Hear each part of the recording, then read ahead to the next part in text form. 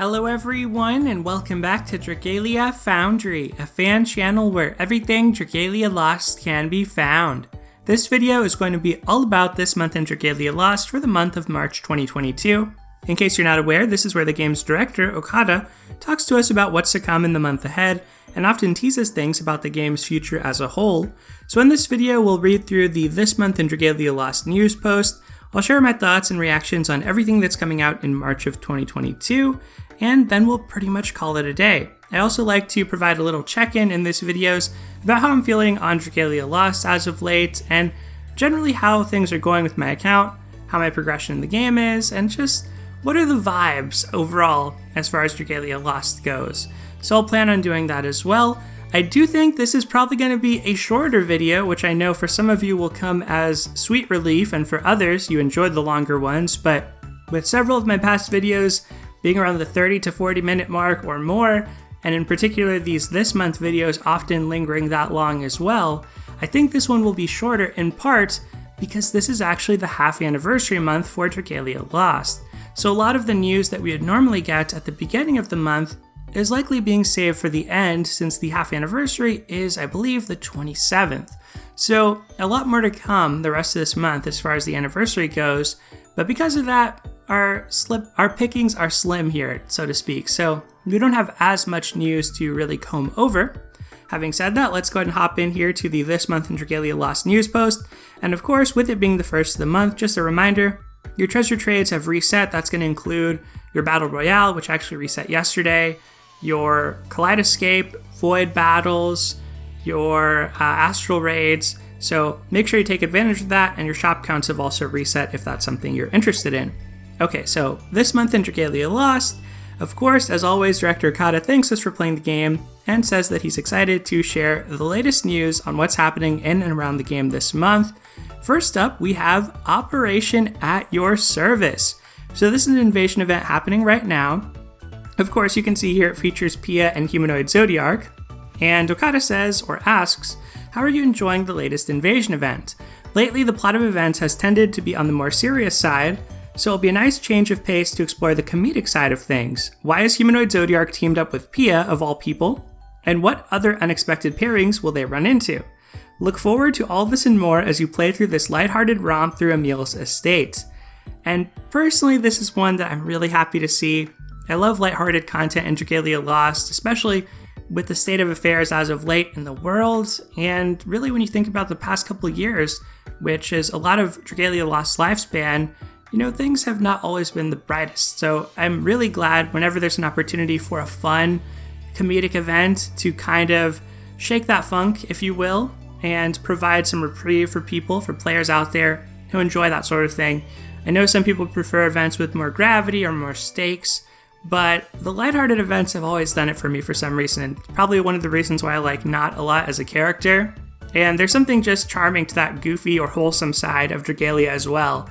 And so, yeah, I think I'm going to enjoy this one. I haven't played it yet, surprisingly enough. It just came out yesterday, and basically I just played through the daily content, but haven't actually read through the stories. So I'm going to do that over the next few days, and I'm pretty excited about it. I think several of you pointed out, I think the word is edgelord, if I'm understanding that correctly, and I get it. Definitely feel that and appreciate that. So just the juxtaposition of these two characters feels like it's going to make for some awesome dynamics, but we'll see. Maybe there's more depth to Zodiark's character in the end that I'm letting on, because he feels like he would be a sad character based on his history with Aurelius. So I'm very much looking forward to this one. If you've played it so far, leave some comments to let me know your thoughts on it as well, and I will read those once I've played through the event.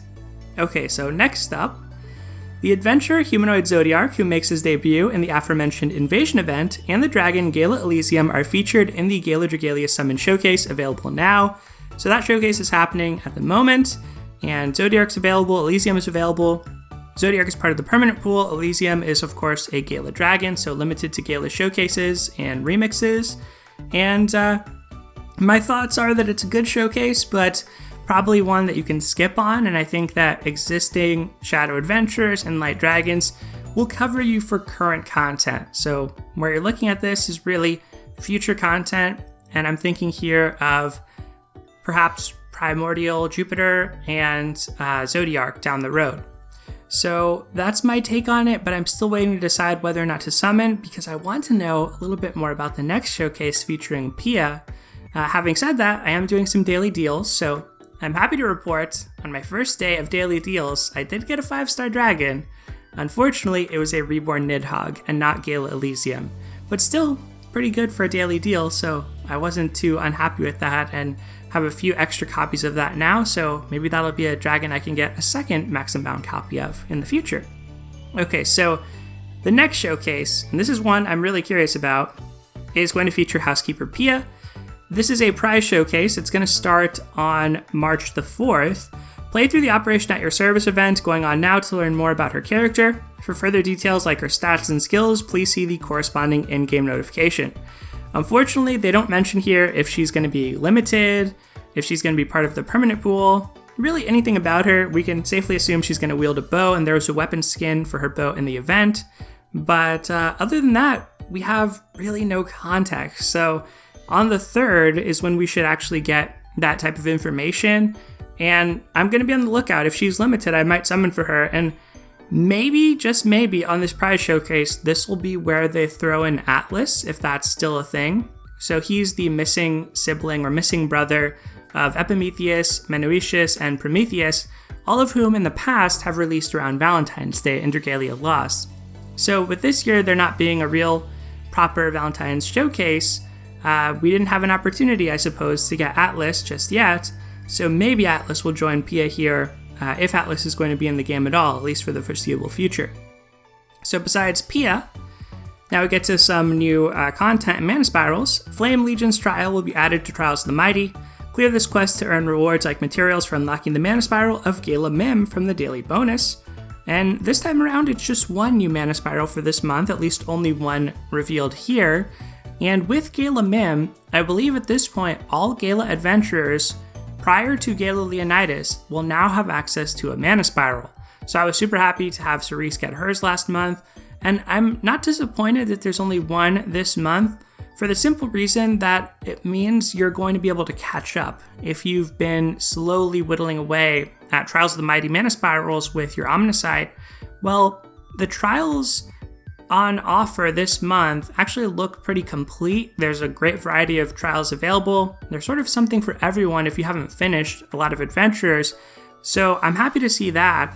And what this means basically is even if you use one of your 2 Omnisite for this month on Mym from the Kaleidoscape, you're still going to have one left over and you can use that on any past character of your choice.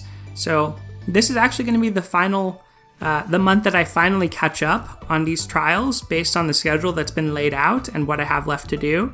And part of the reason for that is the fact that they didn't introduce 2 characters here. So I'm not unhappy with it. It's totally fine with me. Trials of the Mighty at this point, it's just sort of what it is. So I'm content to just play this trial and basically play Kaleidoscape, moreover, to have a free way to unbind Gala Mym. And her spiral looks pretty good. She was already a strong adventurer. One of her weaknesses is her Dragon's Claws are diminished in Curse of Nihility scenarios because you don't get that buff, and that's not really resolved by her spiral, but there are some other things that I think are nice in there, like the sleep res that's added to her. So I'm happy to see her get an upgrade. She didn't really need that big of a power upgrade since she's such a powerful character in content where she can ramp with the dragon transformation. So I feel like that was an appropriate buff to give her. Okay, so next up, Nadine and Linnea's United Front Onslaught event will return on March the 10th. And yeah, no other real context or much to add here. When it comes to Onslaught and defensive events, they're kind of filler events, and they're increasingly being added to the event compendium. We got a couple more in the event compendium in the past few days with the version update. And this will probably be added to the compendium at some point too. And as far as this event though, I really do appreciate Nadine and Linnea. I clicked on the backwards, Nadine and Linnea, both as characters. And this event was fun for me, a little bit more on the somber side, but Nadine's personality makes it very lighthearted in its own way. It deals with memories and loss, and friendship, so it's got some wholesome beats too.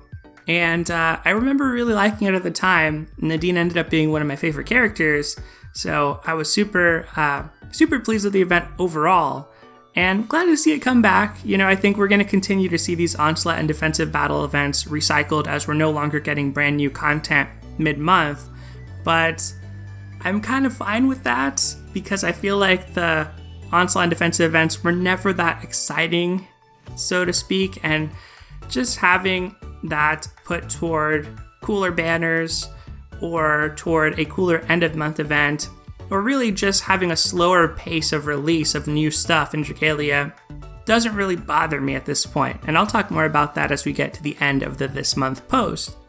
So next up, a character who you've met before in the main campaign will make their adventure debut in a summon showcase in mid-March. So the person that jumped to mind first on this for me was Auriga. I feel like she has a popular enough design, a big enough following with her connection to Basilius and Regina that she would have the clout to be able to really headline a showcase and get people super excited about summoning for her. So that's kind of why I think that she's the likely candidate. There are probably some characters in the main campaign I'm forgetting. There certainly are. But the other character I can think of would be Zacharias. So that's Ronzel's father. And he's from Saint Latier. That's where Ronzel's from. He has a unique portrait, so I guess it could be him. But he just doesn't strike me as a character they would make playable and would be like super popular and get people to summon and want to pull on that banner compared to Auriga.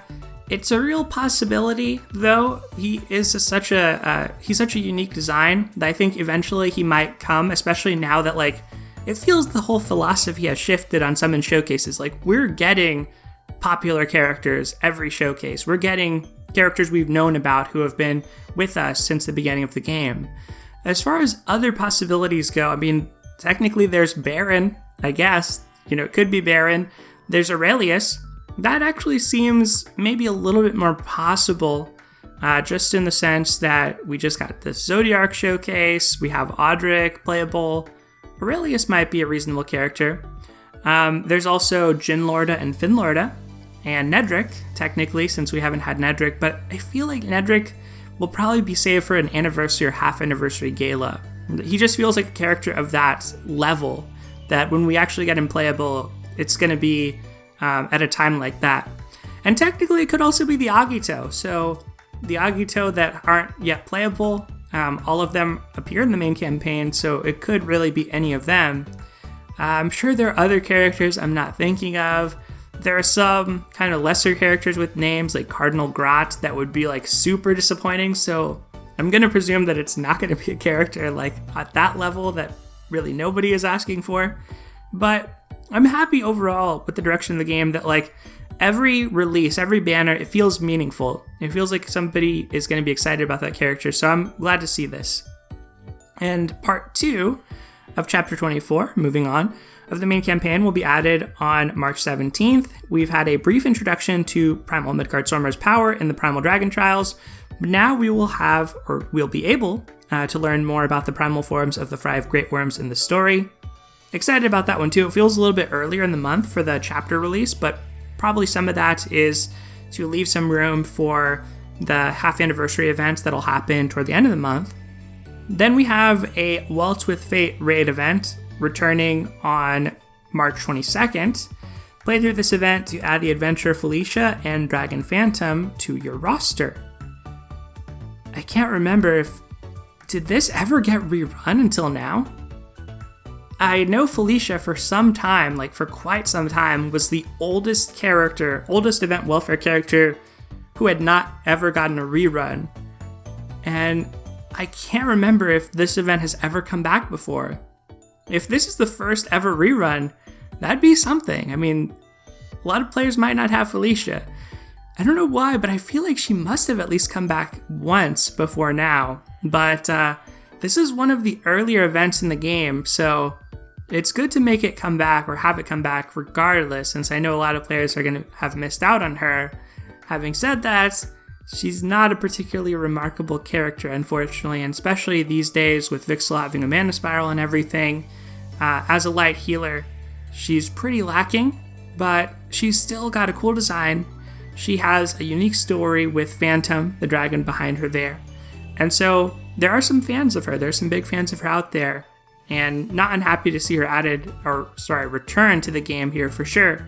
I feel like what she could use, and a lot of the older characters could use, is just that ult that really takes them to the next level from a gameplay standpoint and is a powerful adventure, because a lot of the first gen 4-star adventures, so to speak, are not that great anymore. Many of them still hold up, especially the ones that have gotten mana spirals and so on, but a lot of them, when you look at like Curse of Nihility and the environments that we battle in nowadays, even some of the strongest original adventures like Karina, you don't see them used as often in the latest content. So I think that's very much intentional to keep the summoning happening. But anyway, Waltz with Fate coming back. Kind of nice to see that one rerun. Primal Brunhilda's Trial will be added to the Primal Dragon Trials on 3/27. And clear this quest to obtain materials for crafting a new set of Primal Dragon weapons. This quest will really test your mettle, but rewards are waiting for those up to the challenge. So this is pretty hyped too. Notably, they show Gala Mym's portrait here, so I don't know if this means we shouldn't expect humanoid Brunhilda, which, I mean, technically could be a thing. It's a little bit narrow, and I guess those character slots would probably be safe for others, but Mym's so popular that honestly, if they put out another alt of her that's in the permanent pool called Humanoid Brunhilda, I think it would still draw a lot of players. But despite that, or having said that, like moreover, just the trial itself, glad for this one to finally come out. I feel like I've been sitting on Primal Midgardsormr for a while now, and I just rounded up my weapons and weapon bonuses for that this week. So, you know, there's going to be 2 or 3 weeks here where I'm replaying that content, even though I'm kind of already done with the grind on it, and I didn't even play co-op once on that, unfortunately. So I can't really speak to the co-op side of things. Eventually I'm going to want to catch up on that, and I do plan on doing that, but it just, I guess, shows that sufficient time has passed since Primal Midgardsormr's Trial released that I've been able to farm up everything with weekly bonuses, and I'm ready for that next content. So I'm very much looking forward to this one. Besides that, there are just a lot of water adventures I like and want to use. So I think that's going to be another really fun component to this. I hope it's as friendly for soloists as Midgardsormr was, but it may not be. And I remember when High Brunhilda's Trial came out, that was a real challenge. That was like one of the first real difficult challenges for me in Dragalia Lost that took me forever to be able to complete. So if they want to push the difficulty level here, there's room to do that, and maybe we'll have a similar situation where it's genuinely pretty tough. Maybe that could invoke a little bit more co-op. But as we come to the end here, we'll talk a little bit about co-op and then just the general vibes of Dragalia. So future updates, Dragalia Lost marks its 3.5-year anniversary on the 27th. As is tradition, we're preparing a whole host of events to celebrate, so look forward to the occasion. And in conclusion, we're getting the following this month as a gift. Love to see it. We're getting 5 summon vouchers and 10 million rupees. The next installment is actually going to be April 1st, so no delay or deferment due to April Fool's Day, where in the past we've had special events. Who knows if we'll have one this time. And that is pretty much it for Dragalia Lost, or for this month in Dragalia Lost, I should say. So now just talking about how things have been going in Dragalia Lost as a whole for me, I do feel the pace of things has slowed down, but as I mentioned earlier, I think that the release of new content and characters, each one feels meaningful. It feels like there's a lot more intentionality around delivering the fan service that dedicated players who have stuck with the game for a long time at this point are most clamoring for. And so I like that audience connection. I like the fact that when humanoid dragons or great worms were perceived as being really popular, the devs didn't hold back in delivering those to us. And when we got playable Knot, it wasn't far after that we ended up getting Kimono Knot. And even when it comes to dragons like Chronos Nyx or Elysium being summonable, I feel like there's very much a lean in happening right now toward just who are the wildest and coolest characters that we've waited and waited for, but now are just going to be available to us. And so I like that aspect of things. Also, from my perspective, on a personal note, I actually started a new job back in January. So I don't think I've shared this on the channel, but that has definitely occupied a lot of my time. It was early January, so it's almost been a couple months at this point as we head into early March. But for me, it's been a big relief that Dragalia Lost has felt more manageable. And that's also meant a little bit fewer videos because it's more rerun content, and I tend not to make new videos on that. But personally, I've gotten a lot of enjoyment out of just those quiet moments when I can play the Kaleidoscape, or when I can read through a new story, or just the routine that Dragalia continues to provide with the dailies content that is still available there, and with the weeklies and endgame content too, of course. So overall, I feel like things are at a pretty positive place. The compendium has expanded to an insane degree, so much so that I have not yet caught up with it. We got 2 Mercurial Gauntlet releases last time that I have not beaten yet, and really co-op as a whole, I have not been doing as much just because of lack of time to like coordinate and schedule. So I think that's the one area where I'm pretty chill because life's been so busy and happened so quickly this year that I don't mind not having that. Of course, I miss hanging out and playing with others, and that's really fun when that's available. But I'm grateful to not feel the pressure to have to make time for that, because then I think it becomes unfun. And so at the point I'm at currently, I'm really content with where Dragalia Lost is. And hopefully the game is doing pretty well, continuing to be successful with these new showcases as popular characters continue to become playable. But I think we'll know a lot more about the game's future trajectory toward the end of this month with that half anniversary. I'm expecting a lot more fan service, a lot more popular characters, maybe some event that explores some deep lore cuts that Dragalia fans, worldwide have wanted to know about. I think that the dream of a global release or Switch release at this point is not very realistic. But, Nina did say on her Summon Showcase that she was going global, so there's always that possibility. But frankly, with all these other games coming out on Switch and Elden Ring and all this stuff happening in the gaming space, I don't really mind Dragalia being more of my phone game at the moment.